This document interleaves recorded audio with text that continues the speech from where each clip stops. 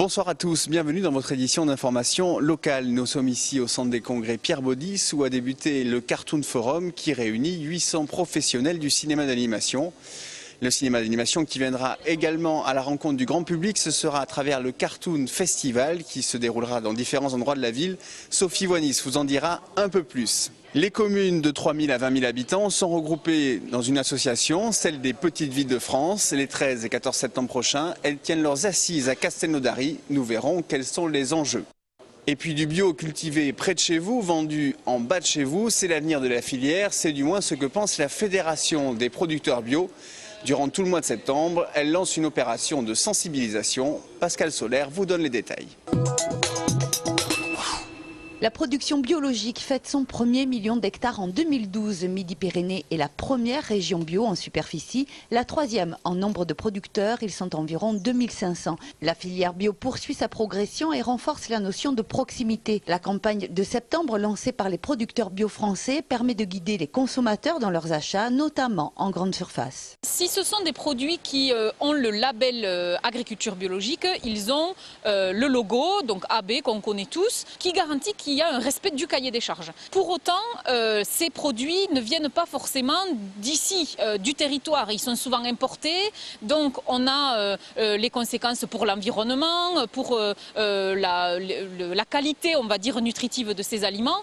Et c'est pour ça qu'il est préférable de privilégier des produits qui viennent du territoire. Pierre Baudin s'est lancé dans l'agriculture bio en 2009 dans le Comminges. Ses fruits et légumes sont vendus via les AMAP, en Biocoop ou encore à la cantine scolaire de Martre-Tolosane. Toute sa production s'écoule localement. Il faut se souvenir qu'il y a une cinquantaine d'années, la région toulousaine était autosuffisante en légumes et exportait même. Actuellement, on a construit des maisons tout autour de Toulouse, des lotissements, au détriment de la production légumière. Ce qui fait que maintenant, la région toulousaine, elle importe, alors qu'on pourrait très bien produire et éviter le déplacement de tous ces camions, quoi.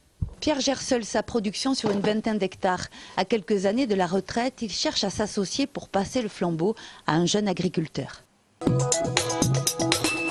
15e assises des petites villes de France jeudi et vendredi à Castelnaudary. 400 élus de communes allant de 3 000 à 20 000 habitants y sont attendus. La décentralisation, l'égalité territoriale ou encore les finances locales y seront évoquées au cours de tables rondes et de séances plénières. Ce que nous demandons aujourd'hui, c'est, et nous avons rencontré le Premier ministre il y a quelques jours, c'est une stabilité dans la lecture des moyens, des ressources des communes, des villes.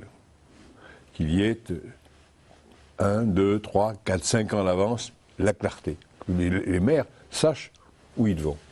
C'est une normalisation des relations avec l'État.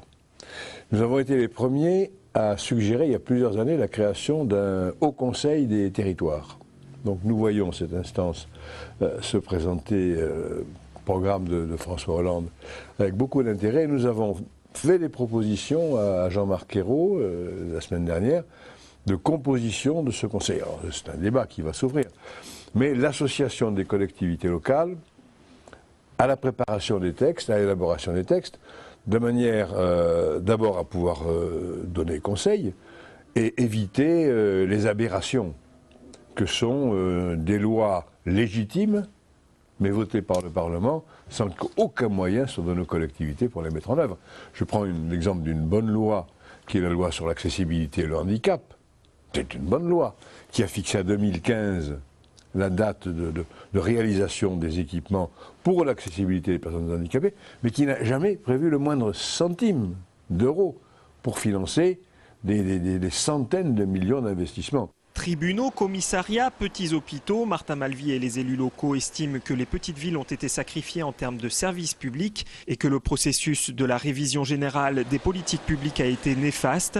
Bruno Le Maire, quant à lui, vient de lancer une polémique sur la possibilité d'une fusion région-département. Un faux débat selon Martin Malvy. C'est une erreur d'approche, de conception.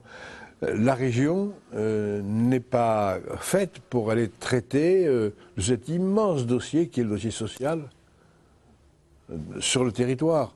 Les départements sont infiniment mieux placés que les régions. parce qu'ils ont leur structure, leurs antennes, leur personnel. Par ailleurs, ce ne serait pas une économie. Il y a une direction des lycées dans les régions, il y a une direction des collèges dans les conseils généraux. Il faudrait additionner les deux directions.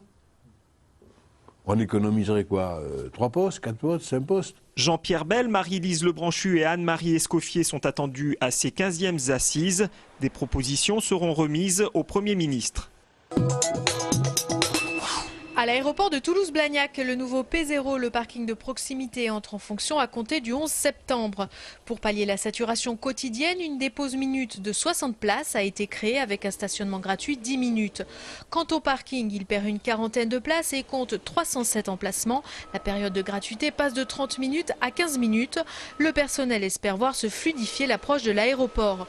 Par ailleurs, à compter de septembre, des travaux de déviation des réseaux vont être lancés au niveau de l'entrée de l'aérogare. La rue Lindbergh sera fermée et la ligne 66 déviée jusqu'à fin février 2013. Toulouse accueille la 23e édition du Cartoon Forum. Depuis cet après-midi et jusqu'à vendredi, 800 professionnels du film d'animation sont attendus au centre des congrès Pierre Baudis sur place. Diffuseurs, investisseurs, réalisateurs et producteurs pour ces derniers. L'enjeu est grand puisqu'il faut convaincre avec un projet cette année justement au Cartoon Forum. 3 projets de séries de dessins animés toulousains seront présentés, dont Kiwi de la société Xbox Productions. Dans notre région, 5 sociétés tirent leur épingle du jeu, la ménagerie, TAT, Xbo, le local et Cyrus Productions. Un rendez-vous incontournable pour ces jeunes sociétés, tout aussi attendu d'ailleurs du public toulousain qui pourra se rendre au Cartoon Festival pour découvrir toute la richesse du cinéma d'animation d'aujourd'hui. Tous les soirs, des projections gratuites seront organisées dans les lieux publics de la Ville Rose, à ne pas manquer notamment l'avant-première de Kirikou et les hommes et les femmes, vendredi à 18h30 au cinéma L'ABC, en présence du réalisateur Michel Oslo. Autre rendez-vous grand public incontournable, les Cartoons d'or ou sélection des meilleurs films d'animation. Le Cartoon Forum à Toulouse, c'est un budget d'1,6 million d'euros. 460 000 euros proviennent du programme Média européen. La région investit pour sa part 100 000 euros et la mairie et Toulouse Métropole 150 000 euros. Dimanche, c'était l'ouverture, le jour tant attendu pour les chasseurs de l'agglomération toulousaine, encore nombreux à pratiquer ce loisir toujours très apprécié des Français, et ce malgré la raréfaction des terres chassables menacées par l'urbanisation. La commune de Roques fait partie d'une AICA où il y a 19 communes et ça fait tout le tour de Toulouse. Dans quelques années, la chasse, on peut dire que la chasse va disparaître dans ces communes, quoi. On n'a pratiquement plus d'agriculture sur la commune, on n'a qu'un seul agriculteur. Et forcément, il y a au fil des ans, les terrains à construire prennent le pas sur les terrains chassables, quoi. On a beaucoup de lapins, on est envahi de lapins, on a des palombes, et on lâche quelques faisans et quelques perdreaux, et disons que les gens les chasseurs sont contents dans l'ensemble. C'est convivial, on peut déjeuner ensemble, on retrouve des copains, mais bon, compte tenu de la chaleur, à 9h30 on a arrêté. On a vu notamment beaucoup de lapins. Ils sont en bonne santé et mon collègue, on en a vu nous une quinzaine et on en a tué un. Donc c'est pas pour tuer, quoi. On ne peut pas dire que c'est de la chasse, quoi. On se promène, il y a des risques quand on a un chien. Il y a la voie ferrée, vous avez l'autoroute, vous avez la nationale. C'est un problème pour chasser. Ces terrains, ce sont des zones qui sont pratiquement inconstructibles, qui sont en zone N, donc on a cette chance d'avoir ces gravières où il y a beaucoup de lapins et encore quelques abris pour les oiseaux.